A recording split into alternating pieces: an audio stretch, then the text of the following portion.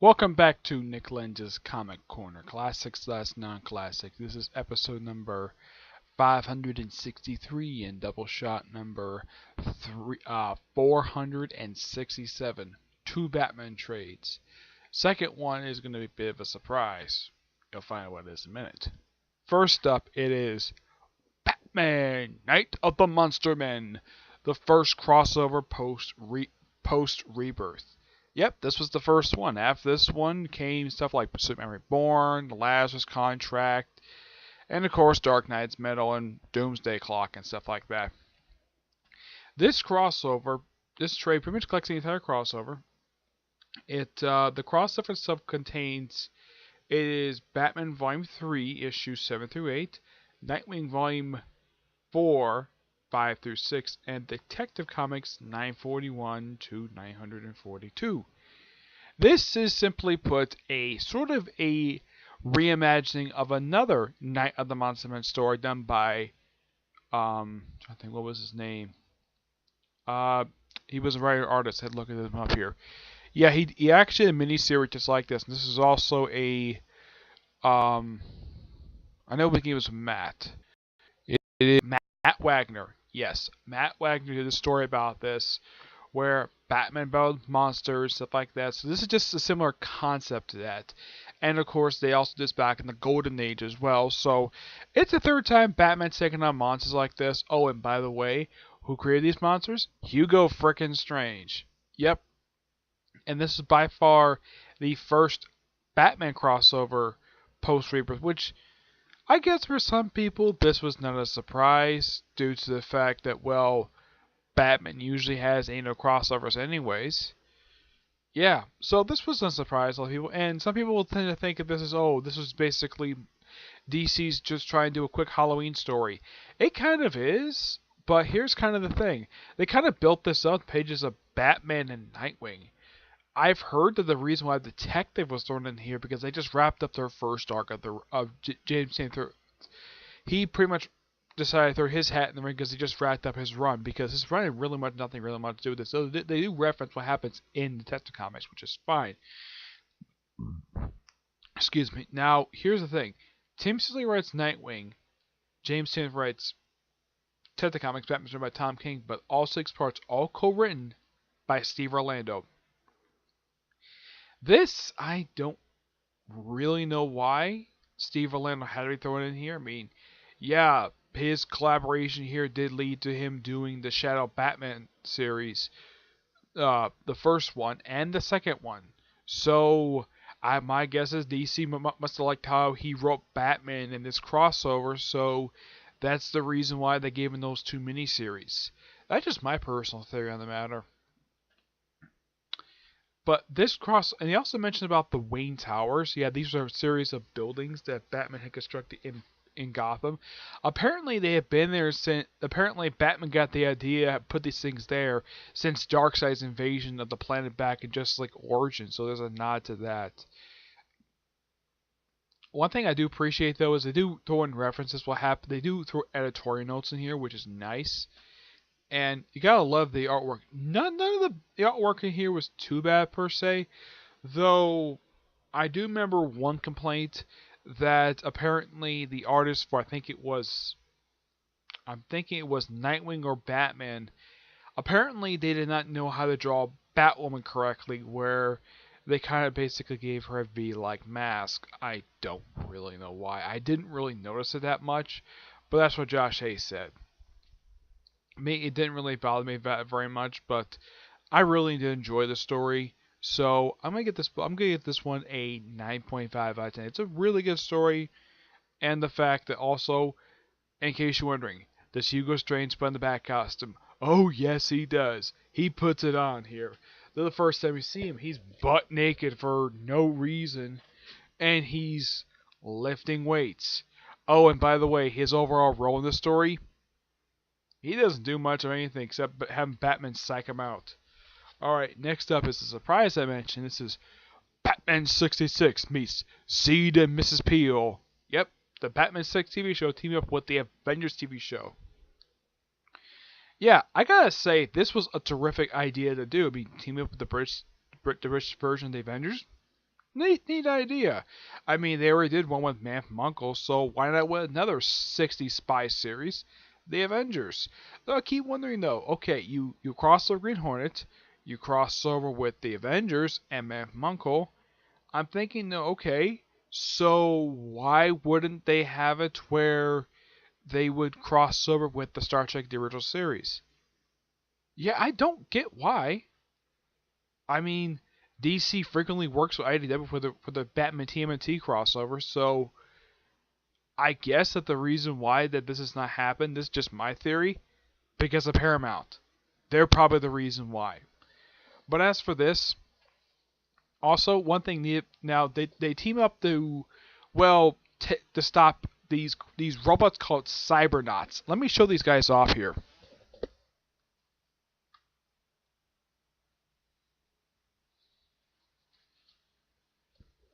The artist draws these guys really well. Now, I never watched the episode which these guys debuted. Yeah, I had to look them up about these guys. Apparently, this is kind of a follow-up to an episode from, of all things, an episode from the Avengers TV show called The Cybernauts, where the main villain of the story is the supposed daughter of the creator from that story, and she apparently won her revenge against the Avengers for causing her father's death. That's really the whole point of her being the story. Yeah, and oh yeah, it's neat though. You get a chance to see the fact that, well, on the cover art, it's Mike Aldred doing a very good likeness of Diana Rigg and the actor who plays John Steed. Let me look up his name here. The actor who played John Steed, I don't think he's alive anymore. I know Diana Rigg, I don't think she's still alive anymore. It was played by Patrick Manini. Yep. He also appeared in the James Bond film. He appeared in View to a Kill. He passed away just a few years ago, believe it or not. Yep. But Diana Rigg herself, yeah, she's still very much alive. I actually saw her very recently in the episode of Doctor Who, where she's like really old. Yeah, it's something though, she's still alive. You know how old she is? She's 79. Yep. Yeah, so that's the thing. So, of the people who were part of this story, as far as I know, Burt Ward is still alive, and Diana Rigg is still alive. Adam West just passed away. I think it was just last year he passed away. And Patrick Manini passed away just a few years ago. So, sad to see to that. I'm curious, though.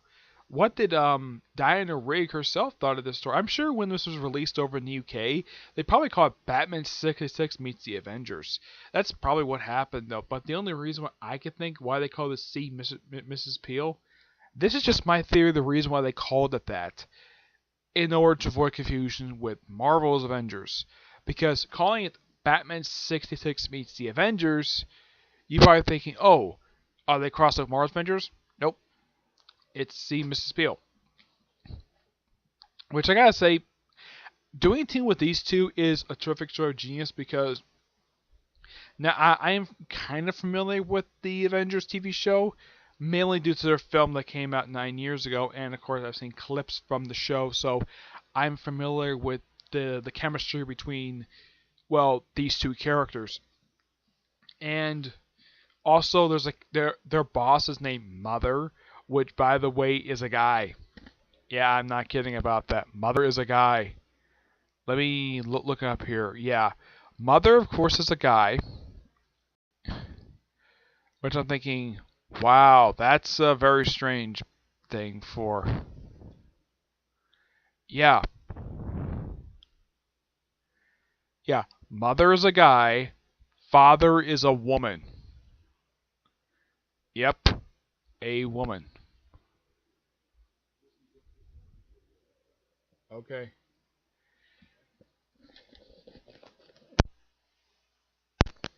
Anyways, yeah, Mother is mentioned here, but Mother does not make a physical appearance. This is something I thought was really a missed opportunity for this series. Like, okay, you do team with these two, and you don't show their base operations from the TV show, which I'm like, that's bizarre. I mean, it's awesome the fact that, well, Emma Peel and John Steed get a chance to go to Batcave. That's awesome. That's what it seems like whenever they do these crossovers. It seems like any people who Batman and Robin team up with, they always tend to have a visit to the Batcave. They did it with Green Hornet, then they did it with Man from Uncle, and now they did it with Seeing Mrs. Peel. Also, they did make reference what happened, a couple references what happened in the Batman 6 comic book. One when they last visited the UK. Also, Detective Inspector Gordon, who has a mustache by the way, he makes physical appearances, which makes sense, not a bad idea. And John Steed brings back, I miss a chance to see the British Batmobile. Yeah, that would have been interesting though if they actually showed it in here. That would have been interesting. I mean, they're in the UK, so why not show it off? And plus, also, I thought this was really cool. The fact this comic did this, they actually showed off not only the Batcopter, which was a frequent thing they did show in the TV show, but the Bat plane, which is original to the comic, because the plane never gets in the show. Yeah, it's one of those mini adventures they actually run to the comic book. Now, the comic itself is written by Ian Edgerton. Yeah, Ian Edgerton writes the comic book with artwork by Matthew Dow Smith. Yes. Yeah. Now, there's at least 3 Batman villains pop up in the series. First is Catwoman, who, by the way, does meet Miss Emma Peel. Which, those of you know about the current version of Catwoman, her costume is based upon the outfit that Emma Peel wears in the show. This black skin-tight costume, which is basically the basis for Catwoman's current costume, except that there's a big gold zipper on the front now. And also, Mr. Freeze pops up here as well, though he's wearing his Season 1 look for some reason. Yeah, this is something the Batman 66 show never bothered to explain. Not even the comic, where Mr. Freeze would go flopping back and forth between the so different looks he had in the show. Or also in the show, whenever Catwoman was either black, or was played by Eartha Kitt, or the original actress, which I have heard she's still alive.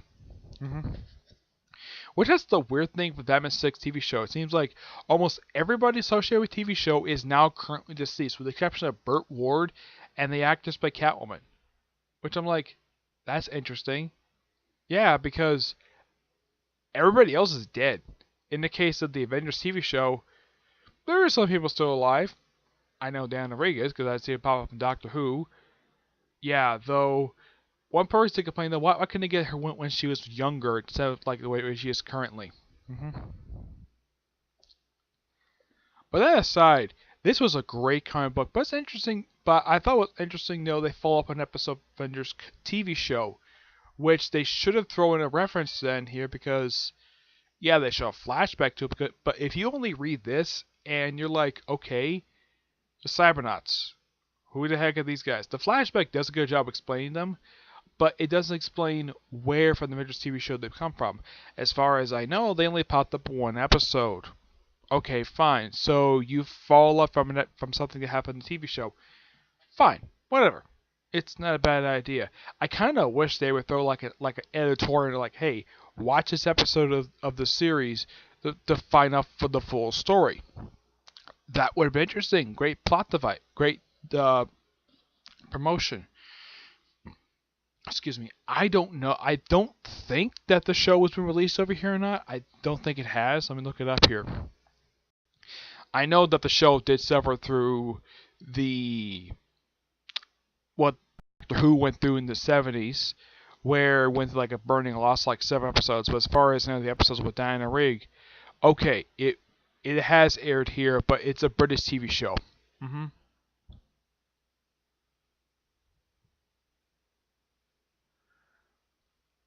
Yeah, but from what I can see I never watched the show, but reading this does give me interest to watch the actual show. Probably the Diana Rigg, Patrick McNeely era. I'm interested in that one because they're interesting. And I love the chemistry between the two of them in here. Very romantic in here. And now, as far as I can tell, there is still one other miniseries I haven't reviewed yet for Batman 66.